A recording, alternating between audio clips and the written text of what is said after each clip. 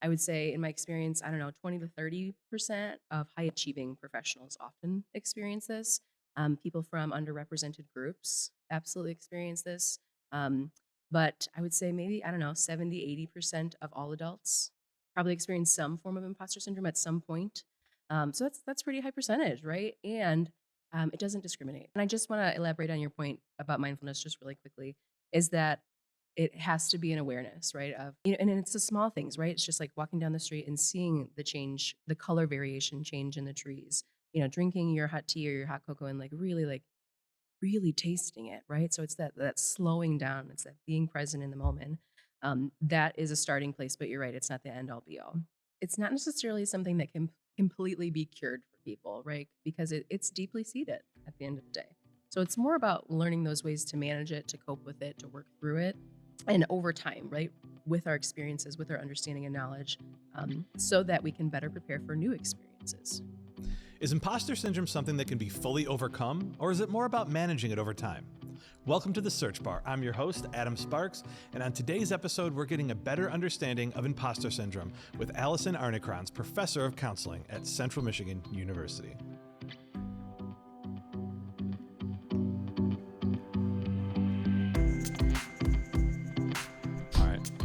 Hi, Allison. Hi there. Thanks for coming in.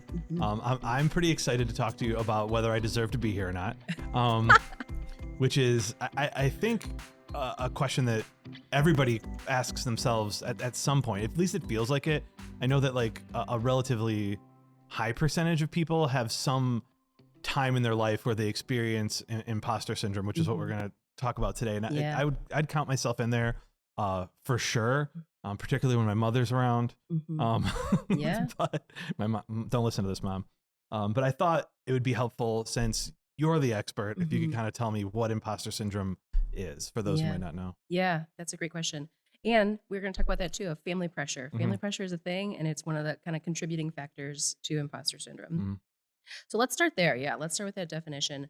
And we'll also talk about some statistics. Right. So you said a lot of people experience this. Yes. I would say in my experience, I don't know, 20 to 30% of high achieving professionals often experience this.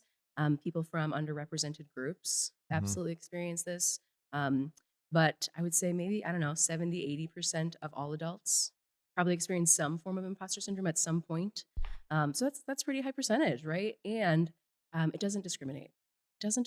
Right? So it's any age, any gender, any profession, really. So nobody's excluded. But yeah, what is this? What are we even talking about? So this imposter syndrome refers to kind of a psychological way of thinking, a psychological pattern where individuals, maybe they doubt their abilities, maybe they think that somebody might find out that they're a fraud or perceive them as a fraud. Maybe they feel like they don't deserve their success, right? So it's just somebody who's very doubtful, and again, a psychological thinking pattern. So it's in the mind, right? And one interesting aspect about this is that even though there might be evidence to suggest that they are competent or successful or fill in the blank, that they still have this kind of overwhelming feeling of, I'm not doing this right, or this somebody's going to find me out, that I am who I say I am, or I'm not doing it well. And so they can't recognize their own skill or their own effort into the situation. Yeah, I think when Aaron sent me the notes, for the interview for the episode, in searching through some of the questions and some of the links, one of the things I noticed was that Einstein was referenced a lot, which I thought was a really interesting character in terms of like when we think of like brilliance. Einstein is almost like not even a real person at this point. Like he's more of a legend or a banner for intelligence, and Einstein himself said publicly a lot of things to question his own credibility. Correct? I mean, it was like I should have wrote the quote down, but it was basically like, it's just a matter of time before people figure out that I shouldn't be taking this seriously. Right. And it's like, wait, this guy? Right. Yeah, like when we think of a most brilliant mind, Einstein comes to mind. Yeah, for sure. That one kind of blew me away, but it also made me feel like a little bit better. Like, oh, I mean, is there a line for you between like just a little bit, like what's the difference between doubt and imposter syndrome? I imagine there's kind of a gray area, but yeah, a little bit of a gray area, definitely. So I definitely say self-doubt is one of the signs or symptoms of imposter syndrome. And we're going to go there too, of, syndrome, that word syndrome, Mhm. is that it's not necessarily a diagnosable mental health disorder, right? Yeah. It's not in the DSM. The DSM is the Diagnostic and Statistical Manual of Mental Mhm. Disorders. That's what we use to make diagnoses, clinical diagnostic criteria. So it is not. It is not a diagnosable mental health disorder. Um, and people even have talked about maybe renaming it. So maybe it's not imposter syndrome. Maybe it's imposter a phenomenon, or maybe it's imposter feelings, right? To Yeah. kind of more capture it, and to kind of take it away from the DSM, right? So if if it were in the DSM, you would find self doubt as one of the symptoms or the signs that you're experiencing this. Mhm. So that's kind of how we differentiate it.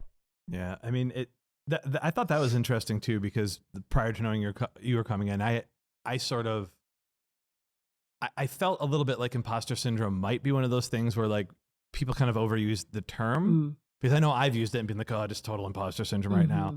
And then I thought, man, maybe there's like a sensitivity there. And don't get me wrong, there should be a sensitivity when we're talking about mental health, but also it isn't a diagnosis Mm-mm. necessarily. It's more of a thing that, yeah, we probably actually are feeling that. So Hmm. if I'm saying it to disarm some situation where I'm not being confident, it's like, oh, it's probably real. And in fact, the Hmm. person across from me may really actually be able to empathize in actuality, right? Hmm. Well, Like, and what I was excited to do this one because for that reason, to normalize it, right? yeah. Just to put it out there that so many people in so many, in various capacities and roles, and people, that maybe we put on a pedestal Mhm. or that we perceive as like perfect and doing well, that likely that they've experienced it as well. Yeah. So it's very common. So talking about like digging into that a little bit more, what are some of those other signs, right? So if it's beyond me just going like, I'm not sure, what else should I be looking out for to kind of be able to notice that this is the thing that's really impacting me? Absolutely, yeah. And that question comes up too of when does it warrant maybe some clinical services? When does it kind of rise above? And we'll talk about that too. Mhm. But so some of the signs and symptoms, the fear of being found out, um, or exposed in some way, maybe Mhm. as a fraud. Um, Sometimes I've seen that attributing success to factors maybe like luck or timing, or an external focus, that it's Mhm. not about me and my success, it's about other factors, that again they can't accept that they um, have done it themselves, right? That they deserve the praise or the accolades. Some other signs and symptoms, maybe like over procrastination or over preparation for something, right? Mhm. So gosh, I can put myself in this category Yeah. of you know preparing a presentation on imposter syndrome, over preparing for it. That was me just, Mhm. over the last few days reading all these articles and, gathering this information, but saying like, Am I qualified? Am I credible to be able to Right. even talk about this?" Right. Um, and so I would just say again, pervasive thoughts. Maybe it's even something that inhibits. So maybe you're risk aversive because you're like, I don't want to put myself in new situations because I am scared about the outcome, or I'm scared that I can't do it, or again that people might perceive me as less than in some way. So those are some of the common experiences of people, but it does vary by person. It might even vary by like situation or Mhm. contextual factors as well. When I talk to people about this too, one of the things that seems to come up, and I think social media is probably a contributor to this, is um, it's comparison, right? So you sort of, and there's, there's books about comparison, but it does seem to be a common thing too, where you look at your peers or you look at people who maybe have achieved a little bit more than you, have a little bit more experience than you, and you can't equate yourself to them. You can't see yourself on that same path. But the reality of it is that you really don't see the whole picture of the things that person's uncertain about. You're sort of you're making assumptions about the Yeah. success of other people that aren't necessarily there, right? Absolutely. And I think here we are in, the context of higher education, and gosh, it's surrounding us, right? Yeah. In our classes, within, the faculty and staff roles. Mhm. It's pervasive. So there's a lot of that. There's a lot of that. So thanks for bringing that part Mhm. up. Is just yeah, minimizing maybe our own achievements or discounting or discrediting ourselves, Mhm. about what we're doing. Um, and then that comparison is a thief of joy, right? Yeah. Yeah. So if we're just focused on that and we're in that pervasive thought pattern of I am less than, or they are better than I, they do it better than I, Mhm. you can imagine how, again, that maybe it limits you in certain ways. Maybe I don't take that role, or maybe I don't engage with that person, right? So how that thought process can limit what we do or how we interact, or, kind of what's next for us. Yeah. I mean, I think for most folks, I'm sure that I would guess that it's that professional space where you sort of feel it bubbling up. Like if you're focused on your career or on advancing or I don't know, just kind of getting on to the next job, depending on what stage you're at, like it's probably very easy to view yourself as this massive roadblock, particularly in comparison to others. But not to kind of linger in a space like where we work, where like everyone's got an advanced degree and and everyone's they're writing papers. I mean, the students are writing papers, the faculty are writing papers. Right. There's all these things going on that like beg comparison, but this is so it seems easy here when we talk about it where we sit, but there's other things that factor into this for folks. So what other psychological factors contribute to imposter syndrome's development? Yeah, there are a few of those, definitely. And there's some, and we'll talk about this a little bit too, there's some, characteristics that kind of breed imposter syndrome as well. But psychological factors like perfectionism, I mean, that's kind of a clear one or something that's readily thought about within the context of imposter syndrome. So just really having that unrealistically high expectation for self, but also maybe then that you impose that on others, that you expect that perfectionism from people as well. But sometimes that can lead to inadequacy, right? If I'm not performing at my peak level, what does that say about me? Or again, what can people might think about me or perceive in some way? Yeah. So perfectionism, we talked about self-doubt. So just that chronic worry about our own abilities. And that can create a sense of feeling like a fraud or then acting out in a fraudulent manner, right? That like maybe you're so scared about a presentation that you're going to have, you over prepare, but then you kind of freeze in the moment. And that's very plausible. That happens a lot. So kind of those self-fulfilling prophecies, right? Little self-sabotage maybe? Little bit. Yeah. Fear of failure, right? So worrying about failure and how that lends to over preparation or overthinking things. So another one would be comparisons. Frequently comparing ourselves to other, particularly in competitive environments. We talked about that. I'm just thinking about faculty too. Faculty have to go up for that promotion and tenure, right? And like we have to submit a portfolio of all the things that we've done. And that is like a breeding ground for competition or just self-evaluation and comparison of like, wow, I am either, at this level, or oftentimes it's the opposite. I need to do more of this, that, and the other, to be at this level. So I see this a lot, again, within higher education for sure. But another psychological factor would just be low self-esteem, right? And we talked about this a little bit. So imposter syndrome isn't a diagnosable mental health disorder, but it often co-occurs or coexists with diagnosable mental disorders. So like different types of anxiety, different types of depression, some of the mood disorders. So people with anxiety, depression, and so on, they often do have low self-esteem, right? Like they're kind of going through some stuff, right? So it's understandable then that the thought pattern is impacted here. And that's what we're talking about with this imposter syndrome. Right. Yeah. So there's definitely like that. There's a difference between, I'm depressed and I'm experiencing imposter syndrome and versus like I'm having imposter syndrome occasionally or even regularly. Like there's a different, like there's differences. Like you said, these can be stacked onto different, you said like mood disorders. I don't know.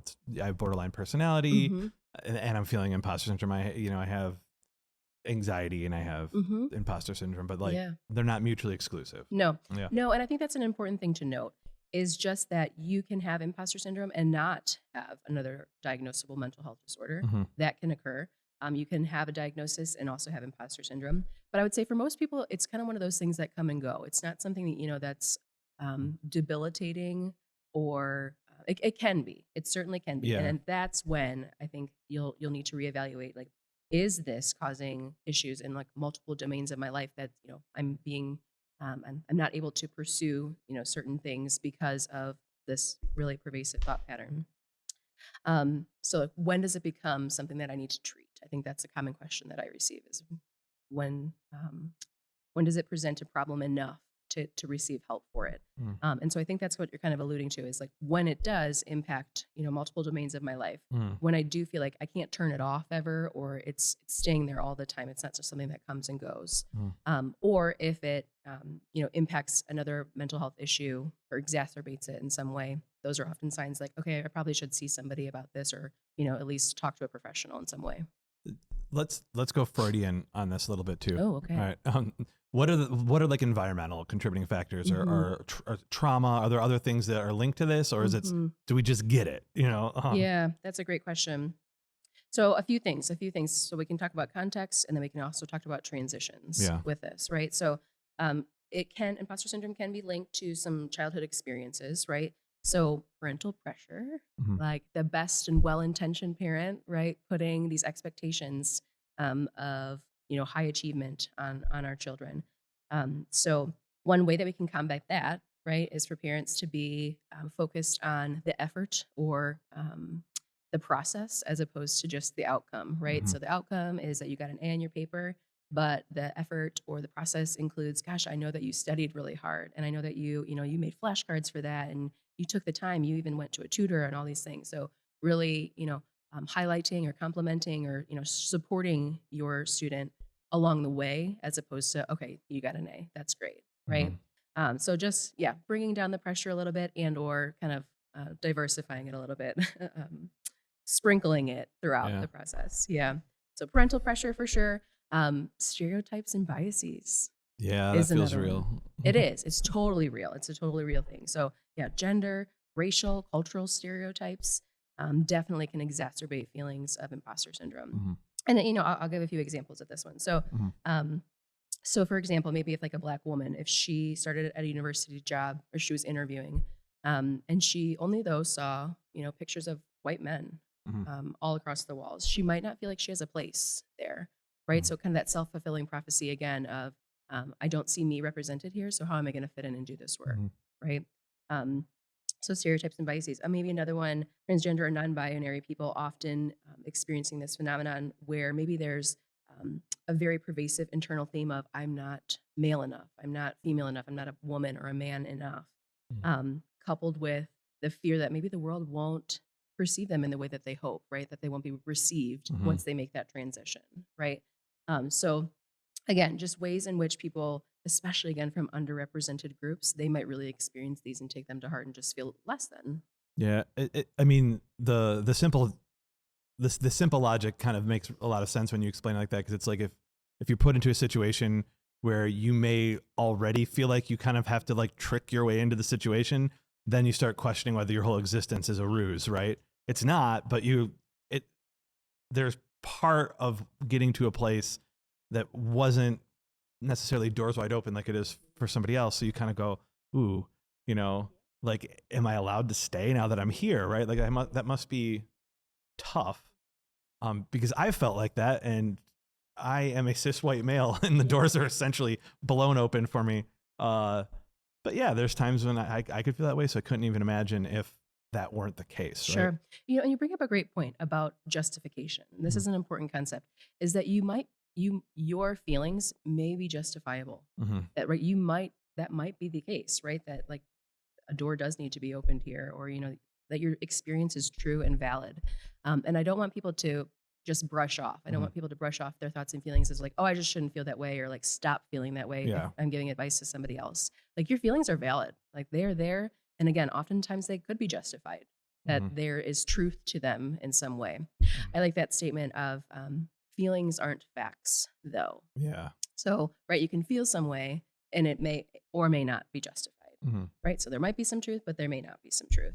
And so we can't rely just on our feelings. We need to really assess the situation, ask those questions to ourselves in reflection of like, is there some truth to this matter? Or like, am I being irrational in some way? So kind of like a pause, a mindful moment to really kind of think through the situation or examine our feelings more closely. I love that, because having a mindful moment is so hard in 2024, almost 2025. We live in an era where like, I think we're online, we're stimulated all the time. Being with yourself to consider those irrational thoughts is really hard to do. I feel like, I'll pat myself on the back, and I don't deserve it necessarily, but like in the last, I don't know, 3 months, I've been trying to reduce the amount of time I'm on my phone. Yeah. So I just took this really simple strategy of putting my phone down and putting it out of my reach. So if I'm going to go sit down at home if I'm sitting in bed or I'm sitting in a chair, I put it far enough away where I can't pick it up. So I'm reading a book or I'm Great talking to idea. somebody, I don't do it. And it's really reduced my screen time. And I do think it's made it easier for me. This is so stupid, No. but it's made me easier to do. It's made it easier for me to do things like stand in line. Mm-hmm. And stuff like that. And so I'm wondering what are some of those other ways that people can cope, because I think Yeah. mindfulness is always great, and Mhm. and take advice from somebody who's not qualified right now, Right. and put your phone down, because it just not get rid of it. I'm not saying you have to be this person who's like, I don't use a phone at all anymore, but like Right. I cut my screen time in half and I feel like proud of it. Yeah. And now I'm like looking at my kids and they're teenagers. They're like, no. That's Hey, you know not what- an option. You know what you could do? But in terms of imposter syndrome and kind of fighting those feelings, what are some of those other coping mechanisms that Yeah. we can bring to the table? Yeah. Yeah. And I just want to elaborate on your point about mindfulness just really quickly. Yeah. Is that it has to be an awareness, right? Of, Yeah. and it's the small things, right? It's just like walking down the street and seeing the change, the color variation change in the trees, drinking your hot tea or your hot cocoa and like really tasting it, right? So it's that slowing down, it's that being present in the moment. That is a starting place, but you're right, it's not the end all be all. So some other ways, acknowledging it. It's just acknowledging that you're feeling the way that you're feeling, right? We talked about feelings are valid. That's the truth, right? So recognizing that some of these feelings are normal, and again, that most people experience them at some point and in some way, right? These are really common too during those growth and transition periods. So, right, think about like academic transitions, high school to college. I'm sure that's a piece of this puzzle. When students come to campus that first semester and they don't want to be here, or that they want to leave. They're having that homesick of just like, what did I just get myself into, right? Like, how am I going to do this? Like, am I enough? Right. So high school to college, college into a first job, graduate school into licensure, whatever that looks like. Imposter syndrome is even more common during those periods of transition. So I think that's just important to acknowledge it, to recognize it. I think too, another way is just tracking your successes, right? So actually taking some time to take stock in what you have done. I don't think that we do this enough, right? Because we're busy doing the next thing. Yeah. But like, yeah, okay, like what have I accomplished this year? And that could look like, goal setting on January 1st, whatever it may be, identifying things that you do want to achieve. And then on December 31st of each year, evaluating what did happen. So that's the quantifiable part, right? Yeah. But sometimes people aren't driven in that way, right? They don't want a number. Right. So it's then just reflecting on like, maybe what were the highlights of my year? Like what felt good, or what was I excited about this year? So how can we take the stress and pressure off, especially for our high achieving, neurotic, sometimes perfectionists, like take away the numbers, right? And just base it on feelings. But yeah, what made me feel good this year? Like what is something I'm particularly proud of? So we can kind of change how we track it.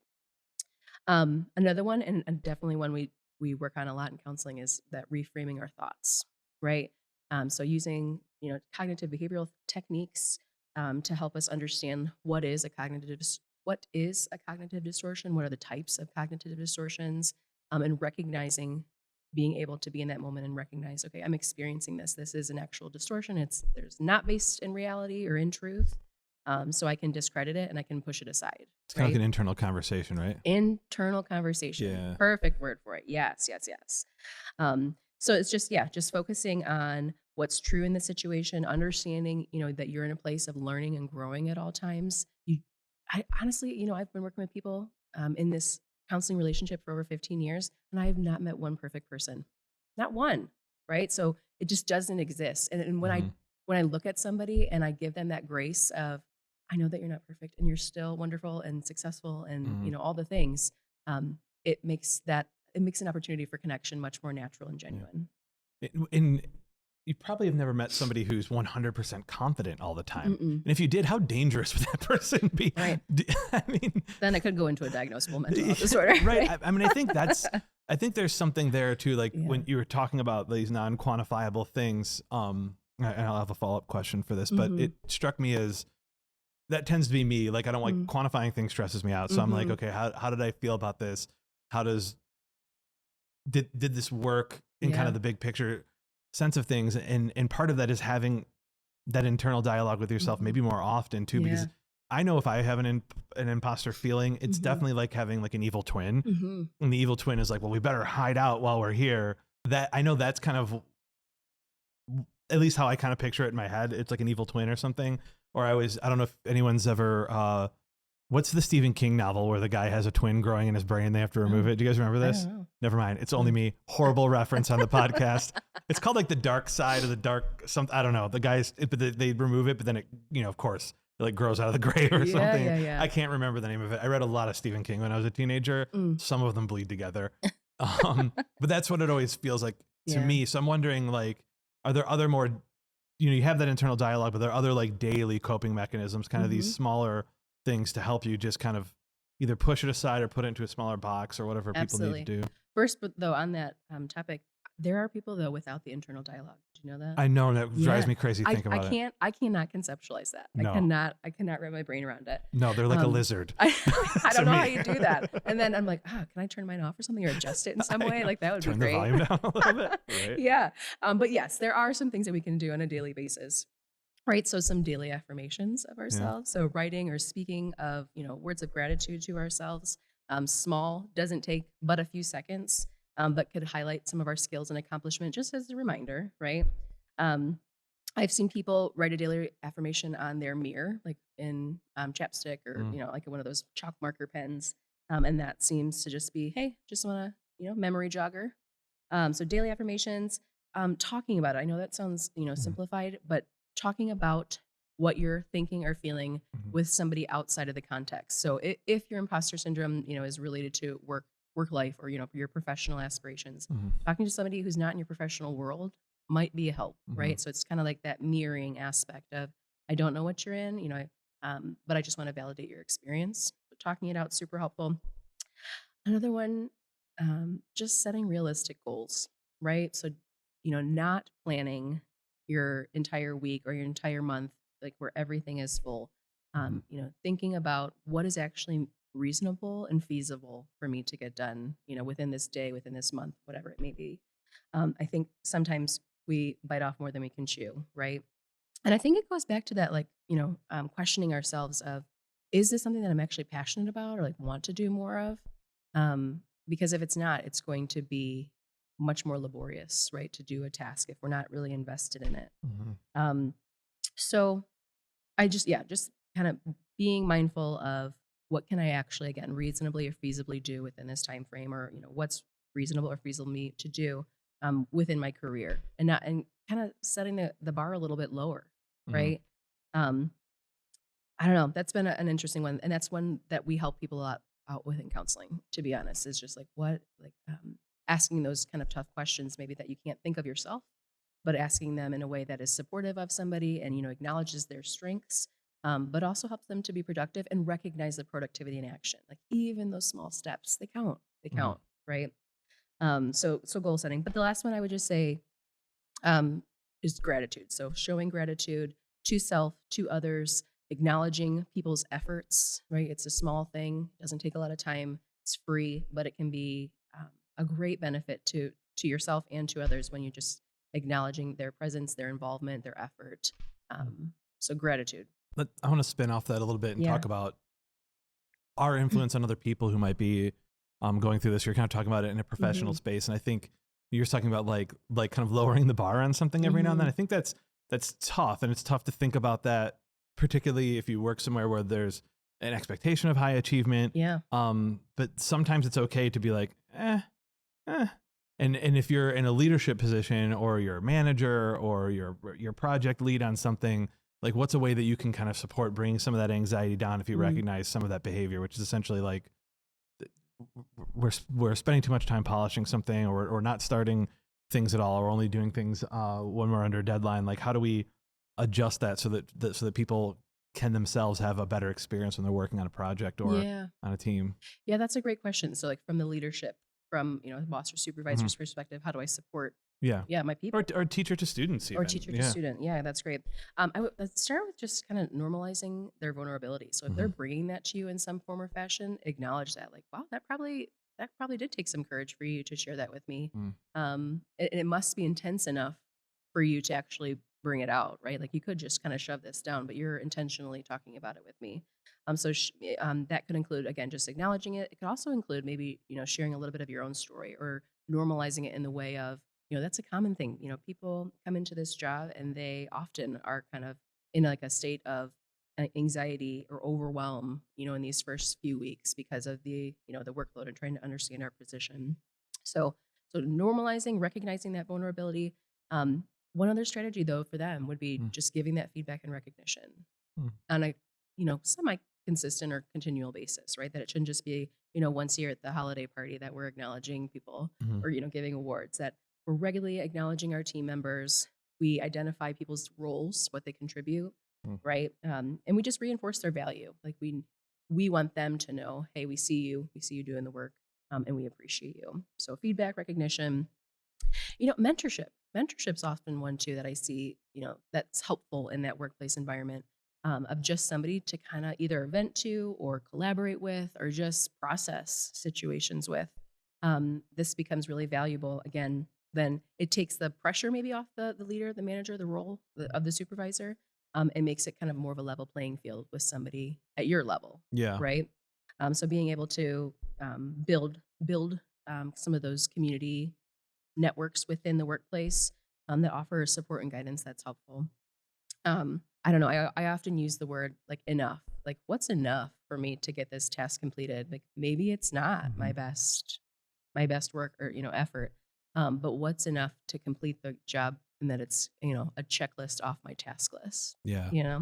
But maybe it's emphasizing learning over perfection, so that the focus isn't on it's about the process, and we talked about that a little bit before, the process as opposed to the end Yeah, goal. getting better at something versus Yeah, nailing it every time. I think right.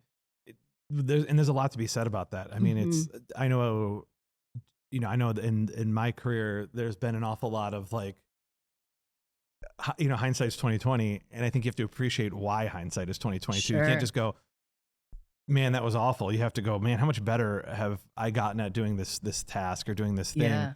over the last 6 months or year, or 10 years or Mhm. whatever it is. And that's not that you were horrible before. It's that process keeps Yeah. giving to you, right? Which is something you Yeah. should be proud of. Right. Because even if you're starting to feel good about it now, probably in 10 years you'll go, man, look how bad I was at Right. task A, task B back Oh, then, oh, I'm laughing because yeah, I do think about especially teenagers or young adults right now, and like yeah, you do have that feeling of like, oh, I know everything and I got this and I want and then you're like in our a little bit later in life and you're like, wow, like yeah. I didn't know anything. I didn't know anything. Right? Yeah. Yeah. And I can really relate to that too, just in terms of my own self.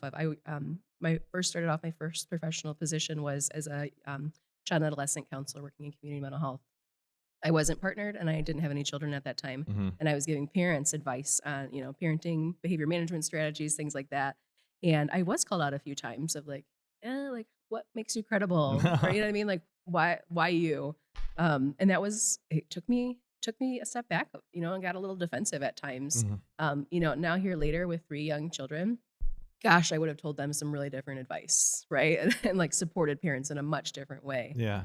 Had I known, right? Had I had that Yeah. But you experience. didn't, and you You grew. didn't, and you grew. Yeah. Yes. Yep. I think there's an awful lot there because, and this is such an old guy's thing to say, but like wisdom and confidence comes from knowing what you don't know. I feel Mhm. like confidence for me, when I can muster up enough of it to feel really confident, right? Yeah. Because I don't always. No. It usually is rooted in not like I'm so sure about this all the way to the horizon. Yeah. It's not usually that. It's Mm-mm. usually being like, I'm sure about these things and I know darn well where the blind spots are. And I feel like Mhm. that's where real confidence kind of comes from. And Sure. that is not an easy place to arrive at. And it's not an easy place for me to arrive at all the time either. I'm certainly Yeah. not trying to say that because like, I wish I had a book to sell Right. that would give that to Same. you. Same. But I Yeah. don't. But I do feel like that's sort of it, and it's hard. You have to Yeah. learn to acknowledge that, right? Mhm. So it's Absolutely. benefit. And honestly, I felt that way just before coming in here of like almost like putting myself up to the deadline of like, okay, well, you know what? I'm just going to do it and we're going to get through it. Right. Like I have 100% track record of getting through each day. So I'm going to do this so task. far, right? Right. So far. So far. You're right. But yeah, I experience, and I just want to be, really transparent about that. Giving a presentation on imposter syndrome encouraged more imposter syndrome in myself, Yeah. right? Even though I do, high level, highly educated, well-trained person, like it doesn't discriminate. It can affect anybody and Yeah. at any day. I like that. I just have that saying that I usually use of like, maybe I can't get to that today, whatever that is. And I'm not going to be able to do my best on it. So I'm going to just save it. I know that there will be another day that I'll either feel better or, be more self-confident, that I'm ready to tackle that. So just allowing yourself the grace, giving yourself that kind of daily grace of like, okay, like this is where I'm at today, right? And like, I mean, there's probably some things that I could either do to mitigate it or to improve the situation, whatever that may be. But I need to just acknowledge where I'm at right now. If some of this stuff isn't working, where does professional help come in? What are those first steps, or what's a way to acknowledge that you might need some therapy to kind of help you get through it? Yeah. So therapy is definitely an option, right? And I have a lot of people come in of like, I thought about canceling today because I didn't feel like I had anybody or anything. I had anything to talk about. And we always laugh at the end of that session because we're like, oh, like all the things come out, right? But counselors can really be helpful here in terms of, identifying negative thought patterns and helping you to replace them with like healthier, more realistic thought patterns. Developing coping skills, right, for managing stress and anxiety. And then kind of working to help rebuild that self-esteem, right? Like it sounds like that's typically a sign or symptom is that low self-esteem. So how can the counselor, do some targeted exercises and activities to help you rebuild that?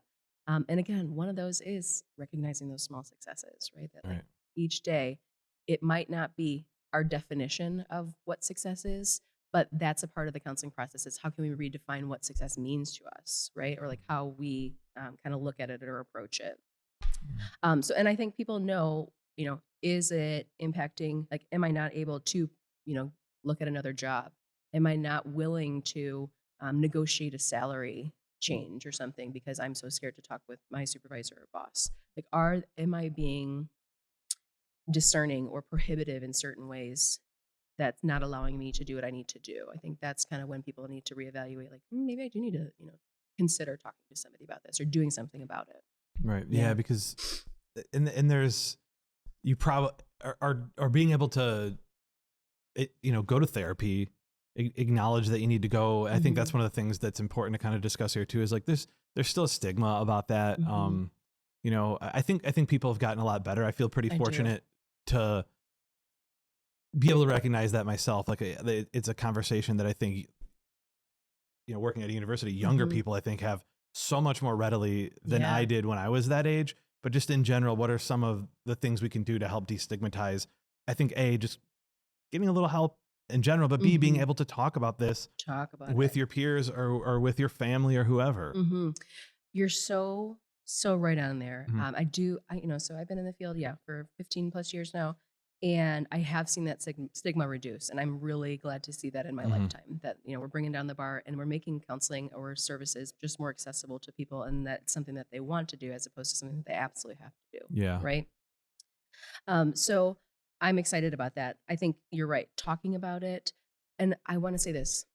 It's not just about talking about it. It's about validating somebody's experience. Right. So, and actually, as I was preparing for this last night, I texted some girlfriends and just said, I just think it's hilarious that I'm, preparing for this podcast on imposter syndrome and I'm feeling imposter syndrome. And they're like, you're fine. It's fine. You're going to be great. And that was not helpful. Right. So that's not helpful because it didn't validate my experience. Just to say something like, I hear you, I see you. That's a real feeling. Those are just simple ways to just share. Okay, I'm with you in your experience. I'm not going to be able to change it or do anything about it for you, but at least I'm hearing you. And sometimes that's all people need to work through it. Right, is just to be heard. Yeah, and you're right. It's tough because you want to know that you're. And I'll tell you what, too. Here you go. I'll share them with you. Every time I interview somebody for this, every time I'm like, I don't think I know enough about this, and I don't think I'm curious enough about it. And I have yet to show up to one and not been interested. And a lot of times I just don't even get to all the stuff that I remember when before we were recording, I was telling you about, I read a book. I literally almost read an entire book once. And I was like, I did not even get to that. And in fact, the parts of the book that I had read that really had me way over here thinking about this topic that I wasn't previously familiar with. When that faculty was in front of me, we kind of got through that part in the first 5 minutes of an hour-long conversation. I was like, I've read the whole book. Over preparation, right? Yeah, over preparation can be part.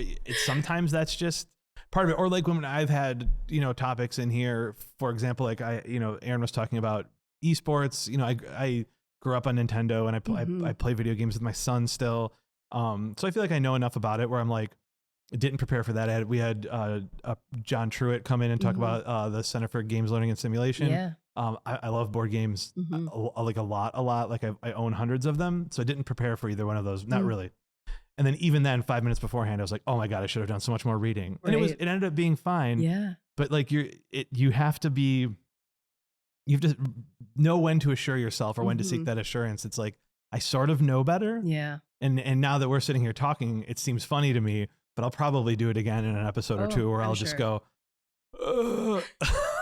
I should have this, but I don't feel like I do. Yeah, right. I mean, yeah, absolutely. It can be a really, really difficult thing to come up against. And I think, I don't know if you have anything for that, but like, or any thoughts on that, but like recognizing that it's happening to you, I think is sometimes the tricky thing to do, right? It feels a little bit like, I was trying to draw an analogy, like I don't know, it's like spearfishing or something. I've never been spearfishing, but like, the flounder just went right by, and it's like, like you kind of throw it into the mud. It's like, I recognize that it's a little too late. Right. Well, and you're right, because it's often kind of in the moment, right? So again, maybe like before you're interviewing for a job or before you have to give a presentation or something, right? So you are it's kind of that fight, flight, or freeze of just like, well, what am I going to do in this moment? And it is with imposter syndrome about maybe after the fact reflecting on the situation of like, was that merely anxiety? Was that, self-defeating thinking like this in the form of imposter syndrome? So kind of, it is a little bit harder in the moment to identify that this is what is occurring, because it could be because of those other diagnosable disorders that it often co-occurs with. It could be presenting, you're like, what is it? Like, where does this piece fit into the puzzle, right? So it is a little bit trickier to identify, but that's what we're talking about, the mindfulness and the reflection of like coming kind of after the fact and being like, okay, that did happen, and I did kind of freeze in the moment. What can I do to help myself moving forward? Yeah. Like, how can I prevent this from happening? I want to identify it next time so you can see it coming. And you have to do the work to acknowledge that thing that you were feeling. I think that's sometimes just the hardest thing, because you have to be responsible for your own thoughts. Yeah. Which feels, that can feel really nebulous, right? Like, how do I do that? But I think if you practice. Yeah. Well, and I think there's so we talked about tracking before. That might be something. There's an app for everything these days, right? So there's mindfulness apps. There's gratitude apps. We talked about gratitude. There's different ways that you can kind of track that, of like a thought, feeling, and behavior app of, okay, here I experienced it on this day. Like, kind of identifying patterns, identifying trends in our thinking. Like, is this happening, at certain periods of the month? Is it happening, within certain circumstances or situations? So, right, the more that you know, the more that you learn about yourself and your thought patterns, which again, often can be done in counseling as well. It's just like an allocated time to really focus on some of those things. I don't think we give ourselves enough time for that sometimes. No, we don't. And if it's measured, it's managed, right? Like, I had a doctor that told me that. That's not mine, but and I'm not always good at it, but I believe it, because I've noticed for myself, like if I journal what I'm eating, what I'm doing, when I'm exercising, which is like a little bit more type A than I tend to be, but I do manage those things better when I'm measuring them. Sure. Undoubtedly, right? And this is coming from someone who tends to be a little bit more fueled by ADHD than by like writing lists. But like even the most embarrassing like list or journaling of the day for me, like if I just kind of inventory my day, like seems to kind of calm things down. So I like that one a lot. So if it were, I've never done it for like gratitude, like a gratitude journal, but that would probably be a helpful thing to do as well, honestly. I like those there's one gratitude app that I like, and it gives you almost like daily prompts. So it's not, you don't have to just write like, oh, I am grateful for, fill in the blank, but it gives you prompts to kind of focus your thinking. And so I think, I just find those really helpful. So we're talking about all of these methods of coping and things like that. Is it something that you can overcome? Can I get rid of imposter syndrome? Can I say goodbye to my evil twin, or am I stuck with him forever? Yeah, that's an awesome question. I really appreciate that one. Of just, it's not necessarily something that can completely be cured for people, right? Because it's deeply seated at the end of the day. So it's more about learning those ways to manage it, to cope with it, to work through it. And over time, right? With our experiences, with our understanding and knowledge, so that we can better prepare for new experiences, right? So I would say over time, that the intensity of the feelings, the frequency of some of the thoughts, they will dissipate, they will decrease. But oftentimes it's not like I'm cured or, this is over for the rest of my life. Like there might be new situations that emerge that cause you to have that kind of anxiety and concern and overthinking. Mm-hmm. Yeah. Yeah. So, I mean, I'm probably stuck with a little bit of this is what you're saying. Maybe a little bit, but it's going to get better as it goes on. Yeah. Right. We just talk about all of these coping mechanisms and things that we have discussed here. I also want to take a little bit of time to point out if this is something that you can relate to, and if it is really severely crippling or inhibiting, like you should probably not let this podcast be your only source for help. Absolutely. Yes. Seek help, counselor, social worker, psychologist, whatever it may be, but talk it out. Don't let it be just something that festers within you. Or again, like prohibits you from living your life. Do something about it. Yeah, do something about it. And if you're here at Central Michigan University, you can go to the counseling center. Yep. Awesome. Thanks so much. It was great to meet you today, Allison. I appreciate you coming in. Thank you so much for just allowing the platform. I definitely hope to reduce some stigma, to reduce isolation for people, that this is not just a singular issue that somebody's dealing with, that a lot of people experience it, and there are ways to help. Yeah, absolutely, including the two people who just talked about it for the last hour. Yeah. Woo woo. Thanks for stopping by the search bar. Make sure that you like and subscribe so that you don't have to search for the next episode.